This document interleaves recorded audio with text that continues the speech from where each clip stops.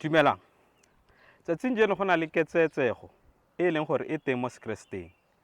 Mongwe le mongwe o tshela Sekeresete sa gagwe jaaka a bata. Bangwe ba tshela Sekeresete sa bone ka maikutlo, ba bangwe ebile ba re mogau o ba letelela gore ba tshele mo boleong. Tota mme nnete ha kae? Nnete re bona mo lehokong la Modimo.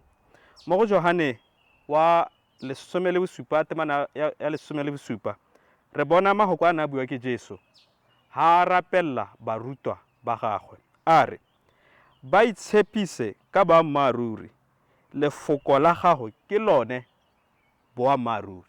Ka mantswe a mangwe gore ke tshele Sekeresete ke tshwantse gore ke se tshele goeng ka lehoko la gagwe. Ha nka ka tshela Sekeresete sa me ka maikutlo kana ka gore nna ke ikutwa ya ntsatsing jeno kana mongwe o buile se kana mongwe o buile se, ke tshwantse gore ke tshele Sekeresete sa me goeng ka lehoko la Modimo.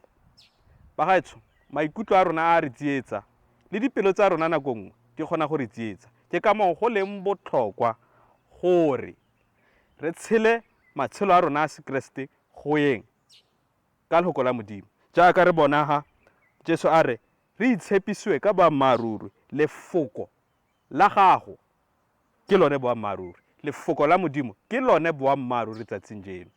Jaanong tsala, se tshele Sekeresete sa gago ka maikutlo, se tshele Sekeresete sa gago ka thuto nngwe e o utilweng ka mong e leng gore e dule mo tseleng, mme tshela Sekeresete sa gago goeng ka lehoko la Modimo. A Modimo a go segogatse tsatsing jeno.